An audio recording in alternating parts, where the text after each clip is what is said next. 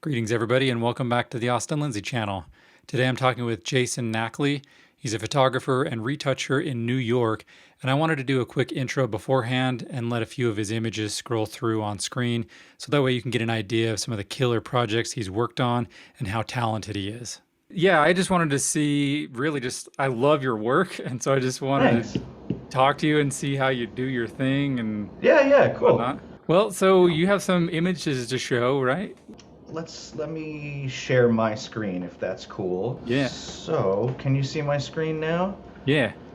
And you see, let me just move this over so you could see my layers over here and my image on the screen, right? Yep. Yep.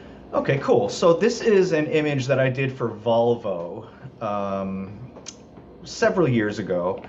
I was working for an agency called Gray in New York City, doing some freelance work, and they had this project for me.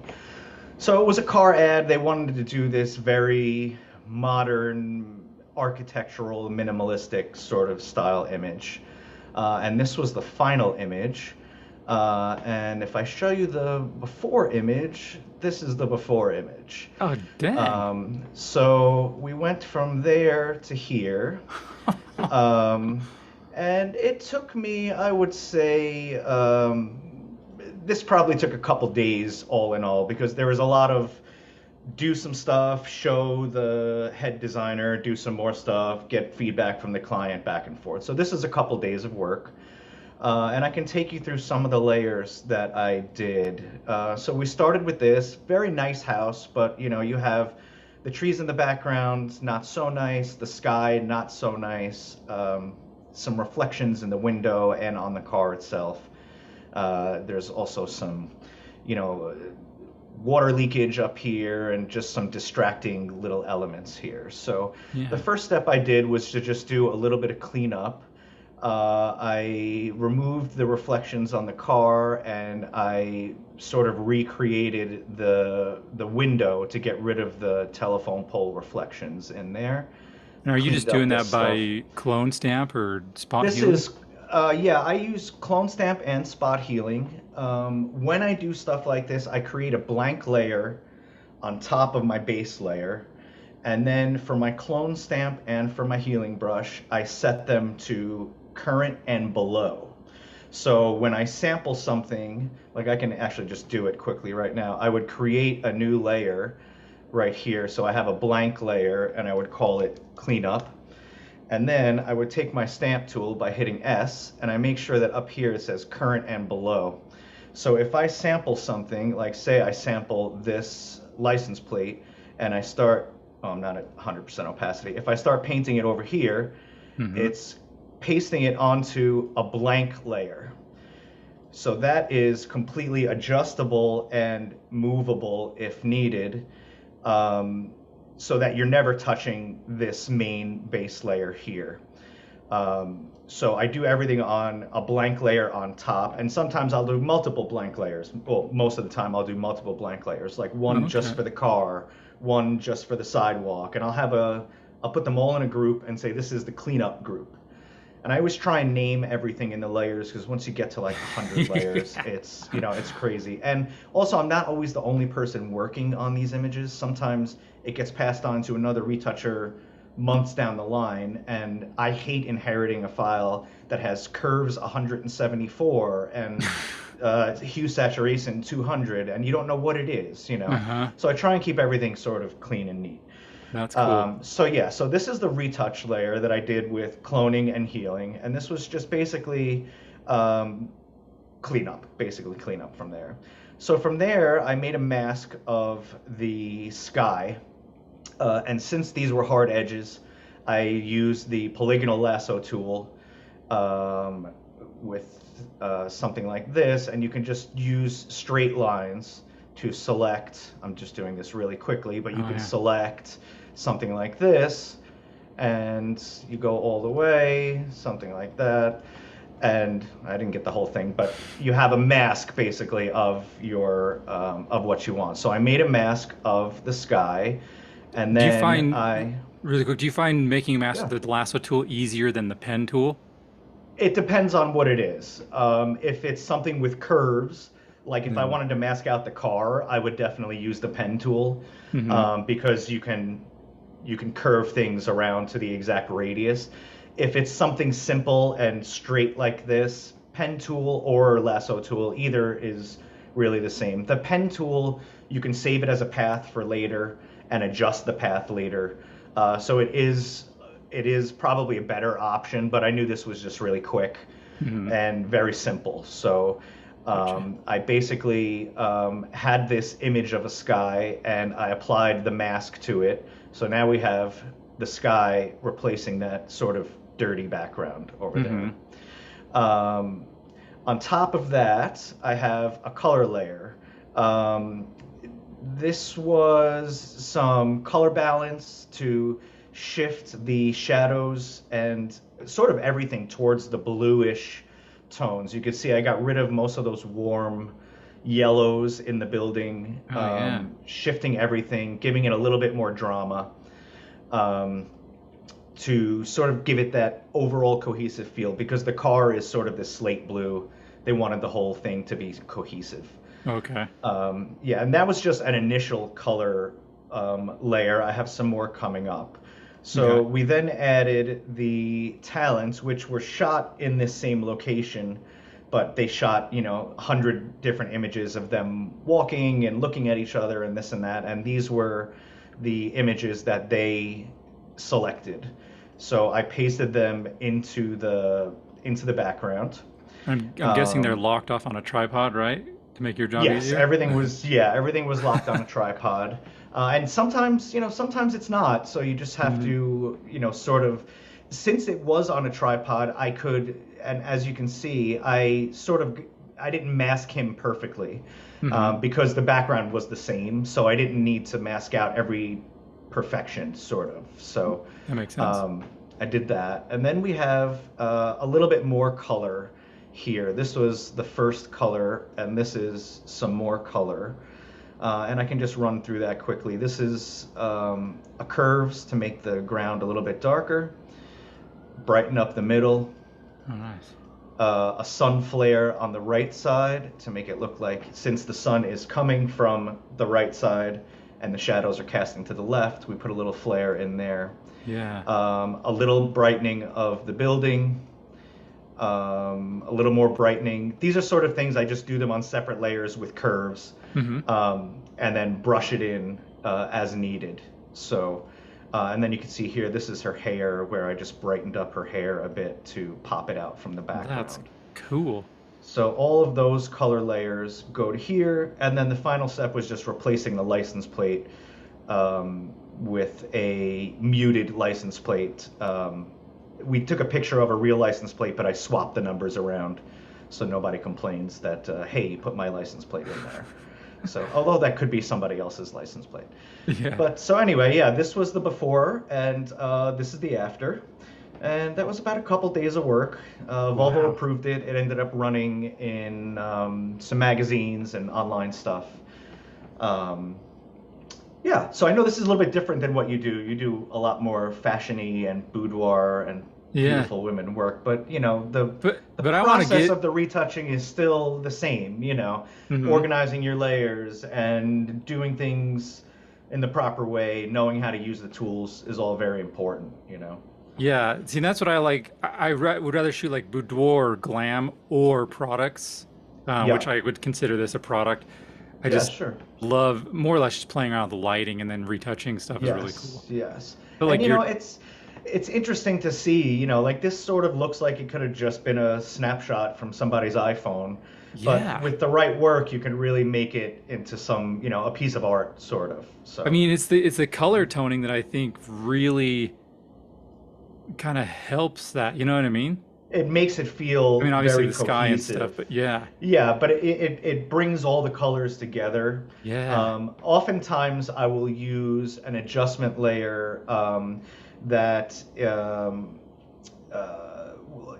after you do all of the retouching, we'll do one global adjustment layer. Like say I want to make a curves layer and set it to just color, so it doesn't affect the brightness of anything. And then you can say I want more cyan in the shadows, so I'm going to take the reds out, and I want more yellow in the highlights, so I'm gonna bring the blues out. This is not nice, but I'm Hmm. just saying it blends everything together. Sometimes when you have different images that the lighting and the colors don't always match, you do a final global color adjustment on top to sort of bring everything together. So, and for your Um, color adjusting, do you tend to use a certain thing more like because there's, curves, there's color balance, there's hue and saturation. Is there a certain one you like the most, or do you just pick the tool that works the best? I pick the tool that works the best, but in general, curves is always your best option. Learning to master curves should be the first thing a retoucher learns because Hmm. with curves and with the blending mode of curves, if you have it set to just luminosity or just color, you can basically do anything you can do with another method: hue, saturation, color balance, levels. All of that stuff you could do with curves. Hmm. Curves can basically do anything that all the others can do, sort of in one adjustment layer. It takes a little bit longer to master, but once you get it, it's the most useful tool, I think, in Photoshop for sure. That's awesome. Yeah. Man. So, and then Um, really quickly on, yeah. so this kind of has like a 3D rendered type of look for the buildings. Is it the camera that they've shot with? Do you add sharpening? How are you Uh, getting that kind let's of super perfect let's look?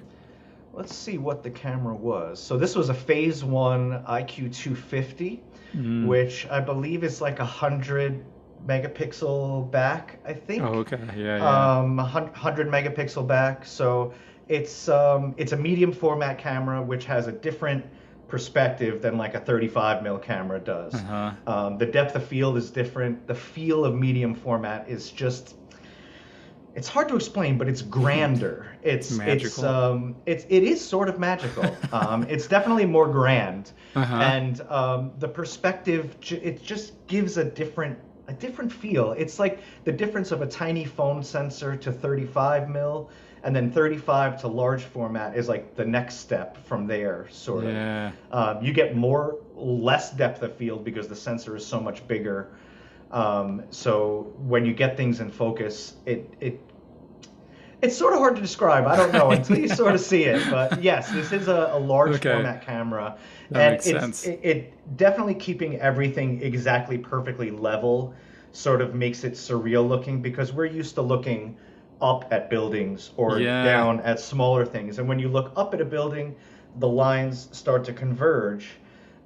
So with a medium format camera or with a tilt shift lens, you could adjust that perspective forward and back, in and out to make sure that the lines are perfectly straight.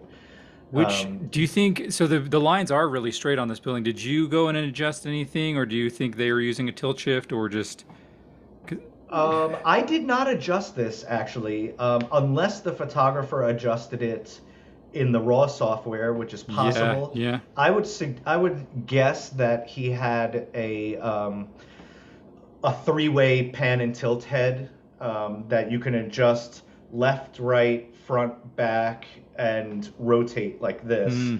Mm, And then bringing the camera down lower and getting the lines perfectly straight. yeah. I think they get it as close as possible in camera, and then in Camera Raw or in Lightroom, whichever you use, you can adjust the perspective a little bit more. And then in Hmm. Photoshop, you could even adjust it a little bit more from there. Yeah, that looks amazing. Thank you. I love it. This is one of I my could favorite pictures. I could see why. That's awesome. Yeah. So, and I have something else that I think you might find Yeah. interesting. Let me see here. This is a fun self-portrait that I Is that did. you? Yeah, that's me.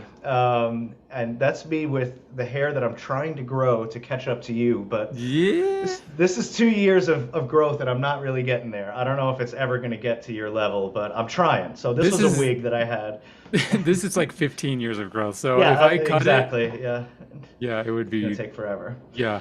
So this is a process that I found online. It's called like disintegration or particle, where they get people to explode or things or products to explode. And I always found it interesting The look was very interesting because it's not just adding particles to the outside of the subject. You can see how it's really digging into the lines and blending in with the subject, instead of just adding grunge on top of something, which doesn't look Mm-hmm. realistic. So to just show you really quickly, this is the before image here. I love it. And this was just window light, with a white Oh, wall behind me. and what And camera? This was a Canon 5D Mark IV, I Oh, believe. nice. So there's a white wall to the camera left side, giving a little bit of fill, and the white wall behind me, giving a little bit of wrap, Mm-hmm. and then a big window on the camera right side. Okay. So I just have a couple layers here. This was just some quick retouching. The top of the head, brought it down, a little bit of skin retouching, a little curves, adjusted the hand a little bit, just some basic cleanup, Mm-hmm. and fixing the wig a little bit. Then I stripped in a background. I had a picture of a thunder gray background from Savage, that I used as a plate on another shoot that had a really nice gradient to it. So I saved that and use it as a strip-in background for some images sometimes. Oh, So this cool. was just a rough mask of stripping in the background, and you can see I replaced my hand on the bottom there because it was it Were looked you like a holding a gun or trigger or something. something? Yeah, I don't know. So I replaced the hand there and stripped in the background. Okay. And then I did some overall color toning, like I had showed you before, adding blues to the shadows, and desaturating the skin a bit to sort of give it this more dramatic feel. Mm-hmm. I also did some burning along the edges because the original image was shot on a white background, so there's white wrapping around the subject. When you are on a gray background, you wouldn't have any white wrapping around since it's dark. So I Mm-hmm. did a little bit of dodging and burning to darken the edges of the subject, which is me, to sort of make it blend into the background a little bit more. That's awesome. So that's just the base retouch. Then the fun part happens. There's a disintegration layer, which basically I have these grunge brushes. You can make a brush out of anything in Photoshop. If you find a distressed texture, you can go to edit, create brush, and it will make a brush out of that texture. So say you have like a grungy texture or something, you make a selection of it and it becomes a brush. So I basically put a mask on my subject and started brushing out the edges to make the edges transparent with this grungy texture. So this is the background showing through my hair, Mm-hmm. and through everything else here. Then on top of that, I used the same brush, but in a positive way. I would sample the colors, like I would sample the hand here, and then brush with the same disintegration brush, but adding pixels outside, Mm-hmm. inside and outside. So you have like going into the subject, and then you have other pixels going out of the subject, sort of exploding. So, and on And I the think it's in one, you're doing your just your standard brush with black and white over the mask, and on the out one, you're using the yes. clone stamp on a layer, right? With Correct. the I brush have a texture. new layer on top, like I had said before, and I would use a mix of a regular brush, just sampling the color, but then brushing in those particles, Okay. or the clone stamp to clone some of the part and then brush it back in with the texture there. Okay. So that basically goes from here to here, with less than an hour's worth of work. But I think it has a really cool effect, and this is That's- currently my Facebook profile photo. So uh, How long I ago did like you it do that that much. one? Yeah. This was a few years ago, also. Nice. Um, So but when you're doing the clone stamp of your sampled areas, are you also changing what is it when you go and you can also change the rotation? I don't know what the pop-out menu is that for, Yeah, but if I make a new layer and I go to the clone stamp and I go to Window Clone Source, yeah, that's what it is. there's. Oh, I Or just no, it's closed the it. brush Sorry. properties. Well, it's in either brush properties, or if you're using clone, there's an angle here that if I sample, say, my face right Mm-hmm. here and I brush it like this is with no angle.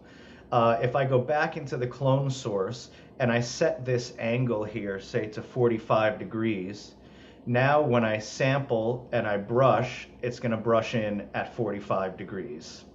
Well, See have what I you ever mean? used, yeah, have you used, And so I think, then, yes, in I the think it's what you're going brush to show me. settings, yeah, Yeah, there's right another there. setting in the brush settings that you can change the shape Yeah. of the brush, the dynamic of the brush, the scattering of the brush.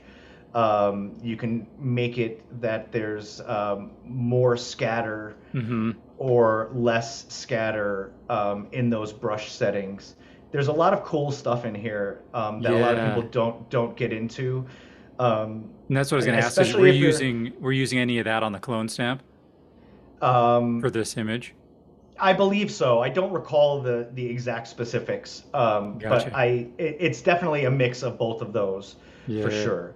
But this stuff comes in really handy when you're using a Wacom pen tablet. I don't know if you use one for your retouching. Yeah, and I was going to ask Um, you if you use one as well. I do, yes, Yeah. I do, and it's amazing because the pen that I have here. I'm not sure if you can see that, but this is the Yeah, yeah. Wacom pen.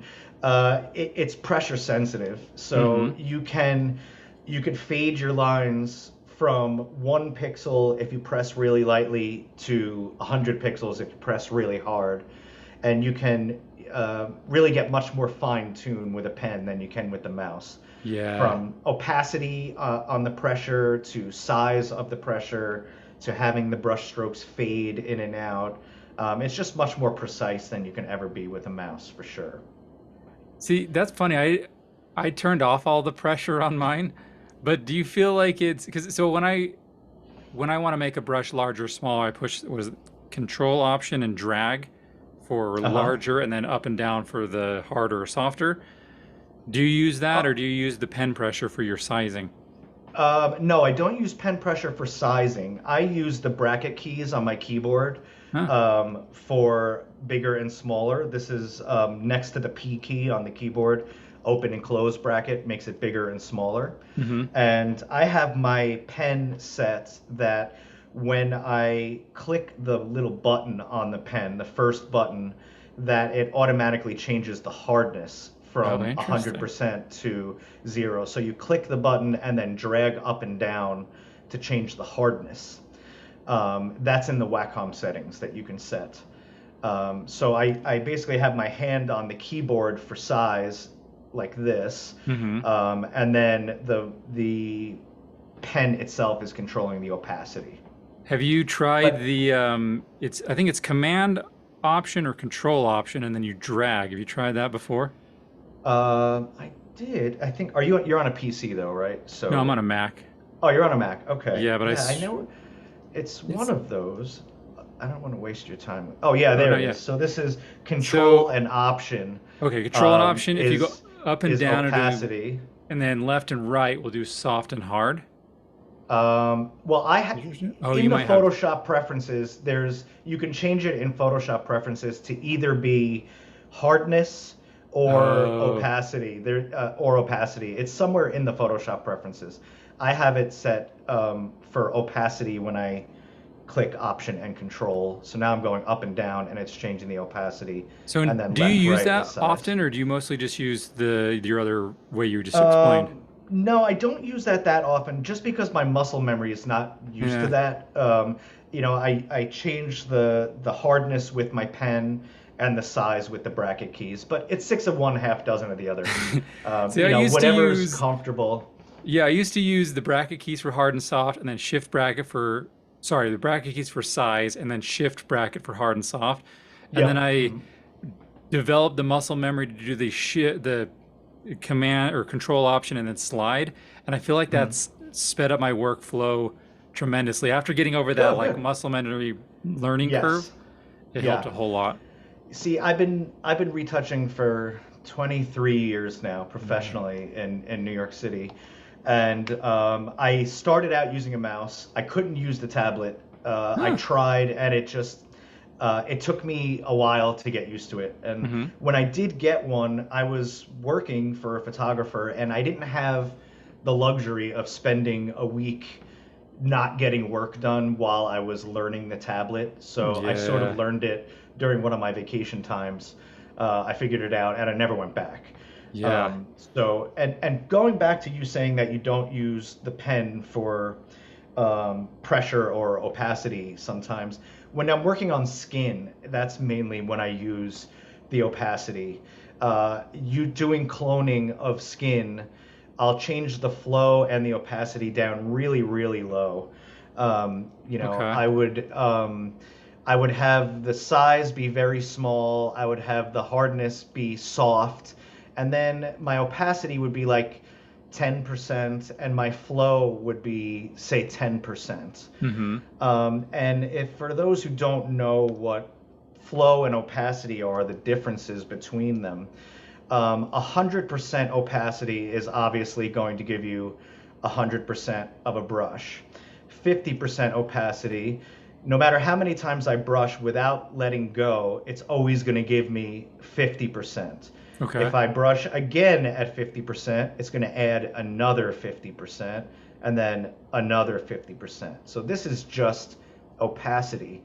Now, if I go to 100% opacity, but I change the flow to say 10%, now when I brush, every time I brush, well, oh, sorry, I had it hard. Oh, Every gotcha. time I brush, it adds 10%. So that's 10, 20, 30, Even 40, without taking 50. your pen This is off the. without letting go, Oh. yes. So if I go 10 times back and forth without letting go, theoretically, it should get to 100% in the middle. Okay. Now, if I change opacity to 10% and flow to 10%, now if I brush 10 times, the most it's going to get to is 10% Oh man. without Okay. letting go. Then if I do it again, it can get to another 10% because your overall opacity for that brush stroke before you let go can only hit what your opacity is. Oh, Your gotcha. flow is each stroke back and forth. So That's. sometimes if you have 100% flow and say 2% opacity, sometimes it's not even small enough. Like you need less, Hmm. especially if you're doing really, really fine work. So I lower the flow and the opacity. And it's more about building, building, building. The more you brush, the more it builds Ah. up. But it's a much smoother technique that it becomes less noticeable. The edges are much less noticeable. The transitions are much less noticeable. Man, Um, that's an amazing. I sort of half knew that, but like your demo of that is just like something I can grasp. That was awesome. it's more of a building technique. Instead of like slapping paint onto a canvas, it's Uh-huh. more like really building, Painting it. building, building slowly that it builds up into 100% layer later. So, Yeah, there's a question, I wonder if you knew this. yeah. Do you use the keyboard shortcuts for opacity and flow? Yes. Like just pushing I one or two or yes, five and then exactly. shift one, Yep. shift two? Okay. You are I'm correct. sure I Yeah. can't stump you on any Photoshop questions. Yeah, no, that's Just, that's not so true. yeah. But there are express keys on the Wacom tablet that you can also customize for opacity or things like that. But I keep my tablet on the right side and my keyboard right in front of me. So Okay. pushing those buttons on the tablet, it's not convenient because I have to bring my hand all the way over. So I use the keyboard in front of me and the tablet on the right I in swear like conjunction with each other. 10% of people, I swear like 10% of Wacom owners actually use any of the side junk. It's convenient. Some retouchers have a really big Wacom tablet and they'll put it right in front of them Hmm. and they'll have the keyboard behind that so that their drawing surface is directly in front of them. And then their right hand falls on the express buttons. So Yeah. that works a little bit more, but I use the medium size Wacom, which is like 10 by 12 or 11 by 13 or something, but they make ones that are, really big. Huge, yeah. Um, you So know, do you use?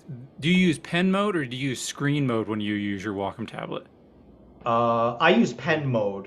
Okay. Um, yeah, let me So just like if you look triple at check mine, that. like I use pen mode, so right there in the middle, you can see pretty much this is the only Yes. place I have, which always makes me wonder why people get the super huge ones. Like I was given this one, so like Uh-huh. um it was the size. Otherwise, I would have gotten like a super tiny one just to fit on my desk because Right. I don't ever use Uh-huh. more than a little area.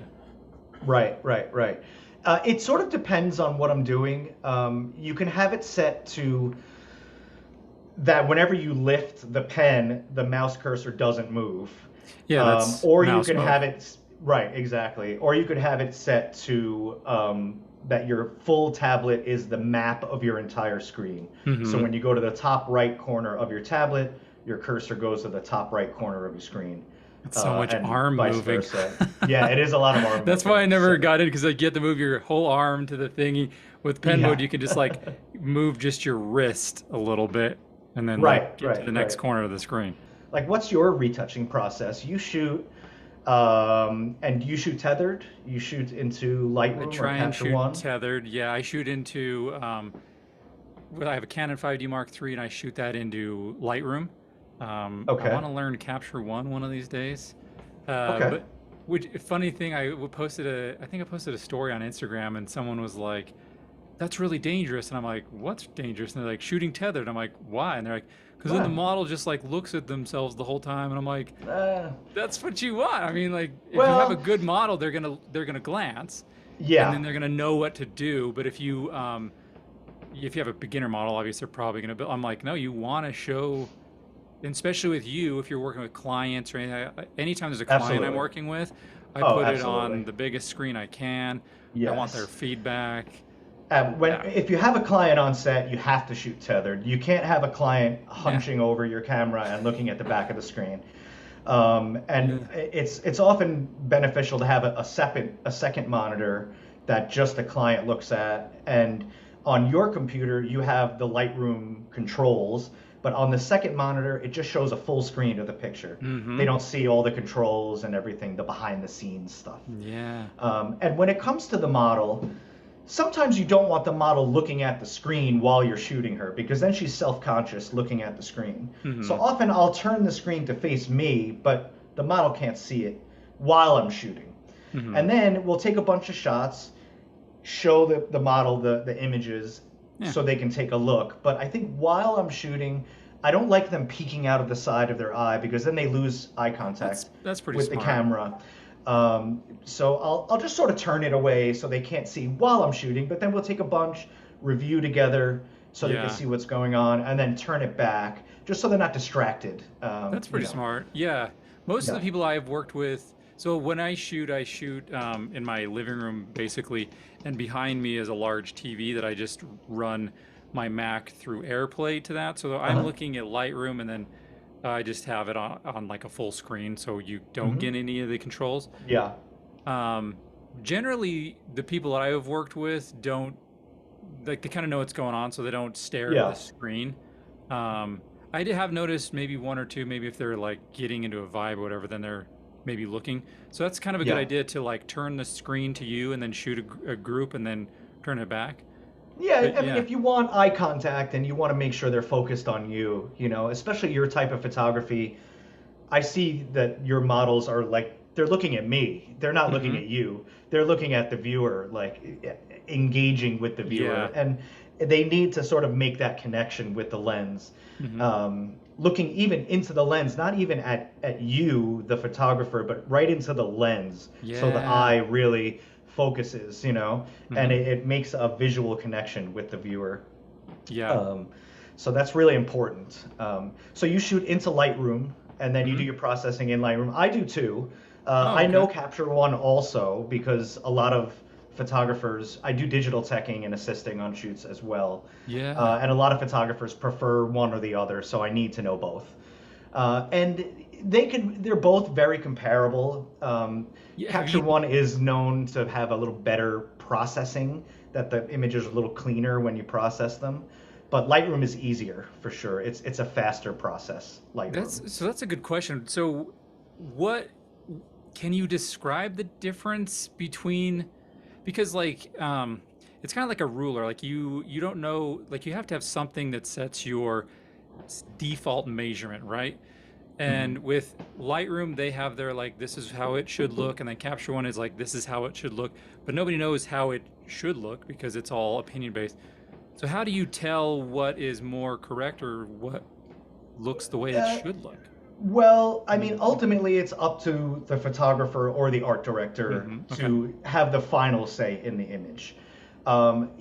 There's differences not only in Capture One and Lightroom as far as the way they render colors and sharpness of the pixels, but there's also differences between camera manufacturers. Mm-hmm. Like skin tones in Canon cameras tend to be a little bit more pink than Mm-hmm. compared to Sony cameras, which tend to lean a little bit more yellow. You could take the exact same picture with the exact same lighting, a Canon and a Sony. The Canon will be a little bit more pink and the Sony will be a little bit more yellow. Now, the same thing happens with Lightroom and Capture One. They both render colors a little bit differently. Mm-hmm. Some people like one more than the other. Some people hate one more than the other. It's really just a matter of personal taste. I guess that makes I sense. do think you can get to either spot with either one with a little bit of tweaking, but some people just like the stock colors of Capture One better Uh-huh. than Lightroom. Capture One does produce a cleaner, sharper image when It's processed yeah. than Adobe, but you would really have to look at 100%, 200% on a really big screen, and it's really hard to tell unless you're like a super pro. Well, and see, And when I was asking you on that car image, like how it looks kind of sharp and 3D, I wonder if that was taken in Capture One, because there was a photographer I worked with my last job who he always shot in Capture One, and every time I look at his images and his lighting, I mean, he was just a great artist and a great lighter, but mhm. I'd be like, this looks so clean and so sharp. So maybe that's what Capture One is giving that I'm not seeing in Lightroom with my images. That's possible. And regarding sharpness, there are different levels of sharpness and different times that you're supposed to sharpen. There's basically sharpening in the raw software for your output. You Mm-hmm. want to, all digital sensors are inherently a little bit soft. And I think even in Lightroom, the default setting is like 25 sharpness Yeah. Mm-hmm. or something. So the default always has a little bit of sharpening applied. So you would add maybe a little bit more depending on what the subject is. If it's skin and the image is soft, you might want to sharpen it, or you might not want to sharpen it to avoid distractions. Mm-hmm. So you would sharpen at the raw level, and then when you get into Photoshop, you would sharpen on a global level, which is, some of these images are 20 by 30 at 300 DPI. So you have to do a global broad sharpening, which is probably what you were seeing in the Volvo image. Okay. That it's not zooming in 100% and sharpening the pixels so that you could see every hair on somebody's head, because when you're zoomed out, you don't notice that kind of sharpening. Mm-hmm. That's like micro sharpening. But macro sharpening is like overall sharpening of the image. It's more basically contrasts between lights and darks, which gives the perceived visual sharpness.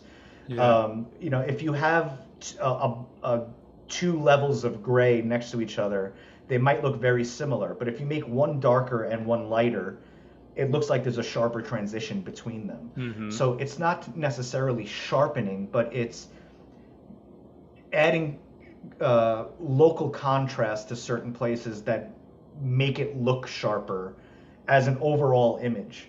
Then when you zoom in and you're looking at 100%, those little details like the hairs on the face, the eyelashes, that's the final output sharpening.